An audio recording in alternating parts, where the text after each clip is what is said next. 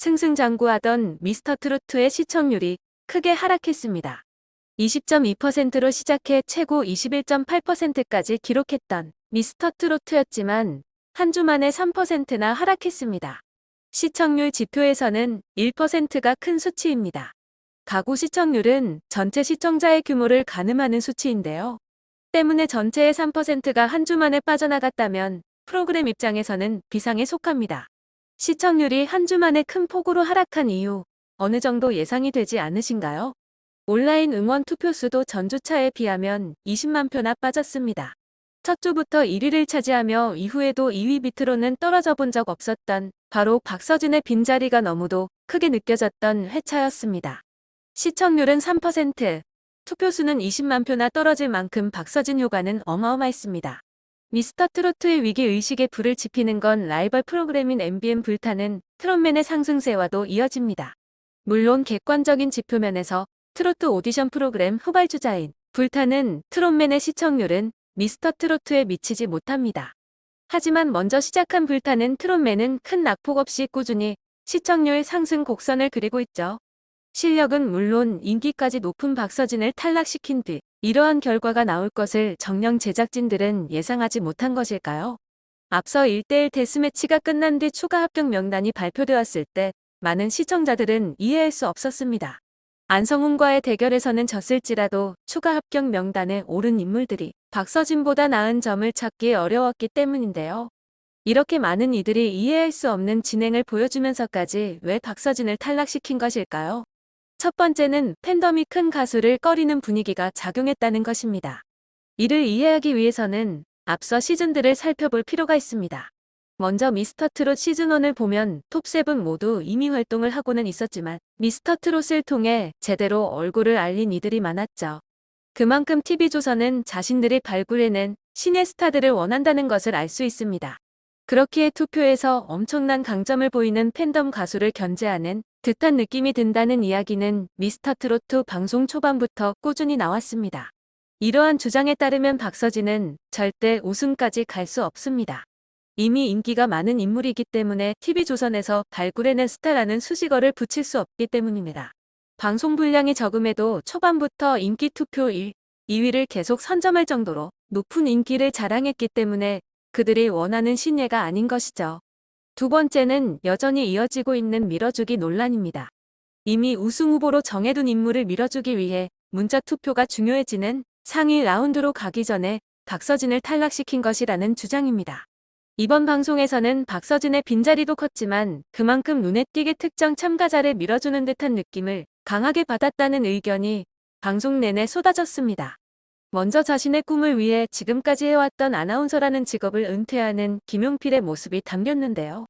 회사에 사표를 내고 마지막 퇴근길 차 안에서 눈물을 흘리는 김용필의 모습은 많은 감정을 스쳐 지나가게 했는데요. 김용필은 새로운 출발이긴 한데 미스터트로트 도전이 끝난 게 아니고 제가 어떻게 될지 모르잖아요.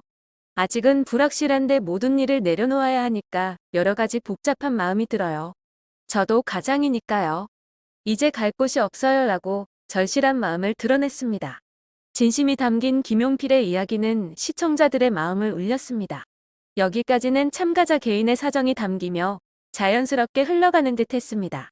그런데 그 이후부터 불필요하다 느껴지는 장면들이 이어지며 비교적 많은 방송 시간을 차지하는 듯한 느낌이 드는 부분이 있었는데요.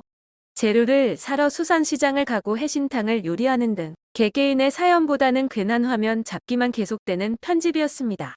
이미 방송 초반부터 마스터와 참가자가 같은 소속사라는 사실이 밝혀지며 공정성 논란이 일었었죠. 같은 소속사라는 것만 문제가 되는 것이 아니라 이미 방송에서도 아끼는 후배라고 다 소개를 해놓고서 대학부로 출전하더니 자신의 이야기를 전하며 또 수산업자라고 설명합니다. 특히 가짜 수산업자 장윤정 제자라는 논란을 의식해서인지 수산시장에 가서 횟감을 구입해 직접 회를 뜨는 모습은 가식적으로 느껴진다는 의견도 많았습니다. 또한 박서진의 빈자리를 채우기 위함이었는지 나름대로 다양한 모습을 보여주고자 했지만 오히려 시청자들은 지루함을 느꼈습니다. 밀어주기 성편의 논란에 시청자들의 거부감은 커지고 있고 각 팀의 대장들의 분량이 커지다 보니 남은 멤버들의 모습은 찾아보기 힘들었습니다. 여전히 밀어주기가 이어지고 있는 것이죠. 이전 시즌은 4~5곡을 메들리로 선보였으나 이번 시즌은 무려 7곡 안팎을 메들리로 짜서 자칫 지루하게 느껴졌고, 무대 구성도 화려한 구성보다는 안정적이고 평범한 개인들의 릴레이 무대에 그치는 느낌이었습니다. 미스터 뽕샤인에서는 특히 미성년자인 황민호의 존재감이 없어서 아이를 배려하지 못했다는 반응이 컸습니다. 꿀벌즈에서는 거의 모든 핵심 안무를 소화하고 완벽한 고음을 선보인 성리를 제대로 잡아주지 않아서 안타까움을 안겼습니다. 이 외에도 꿀벌즈의 강재수, 뽕플릭스의 오찬성은 거의 카메라에서 볼 수 없어서 팬들의 아쉬움을 키웠습니다. 마스터들 역시 대장들을 칭찬하기에 여념이 없었는데요.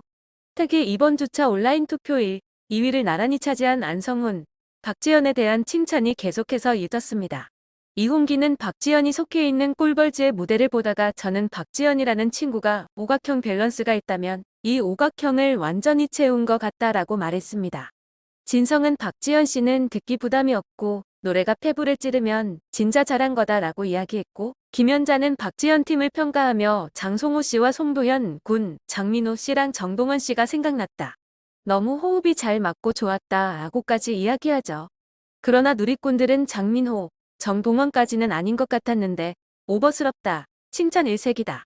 방송 화면으로 보는 거랑 현장이랑 그렇게 큰 차이가 나나? 등 이해할 수 없다는 반응을 보이고 있습니다. 또한 안성훈에 대해서도 칭찬이 이어졌는데요. 김연자는 안성훈 씨 칭찬해 주고 싶어요. 이 팀의 대장인데 본인의 솔로 파트를 팀 중심으로 짠다는 게 쉽지 않아요. 팀을 위해 구성한 것에 대해 훌륭하고 끝내주는 사내예요 라고 칭찬했습니다. 그러나 이 평가에 대해서도 누리꾼들은 양보한 게 아니고 목이 나가서 어쩔 수 없이 준 거 같다 등 마스터들의 평가에 동의를 하지 못하는 듯 보입니다. 장윤정 역시 한 줄 평을 하자면 안성훈은 참 잘한 나로 끝난다라고 말했습니다. 마스터 점수로 박지연의 꿀벌즈는 1214점, 안성훈의 뽕드림은 1251점을 받았는데요.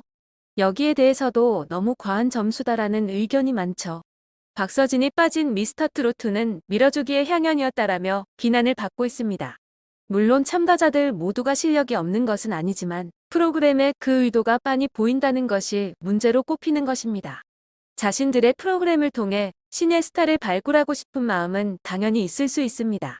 하지만 그 과정에서 이용만 당하고 하차되는 사람의 기분은 어떨까요? 박서진은 탈락 후 굉장히 큰 충격으로 힘든 시간을 보냈다고 하죠. 그 과정에서 음향사고 등으로 마음의 상처까지 받았고 진심으로 임했지만 결국 시청률을 올리기 위해 이용당했다는 느낌을 완전히 지워버릴 수 없습니다.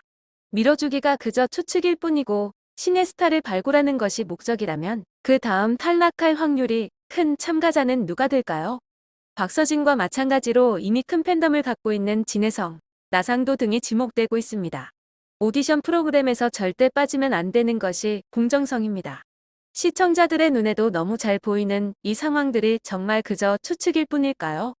여러분들은 이번 메들리 팀 미션을 어떻게 보셨나요? 박서진 효과 혹은 지루한 구성 때문인지 정확히 콕 집을 수는 없지만 한 주 만에 적잖은 시청자들이 등을 돌린 미스터트로트가 앞으로 어떻게 이 위기를 헤쳐나갈지 계속해서 지켜보겠습니다.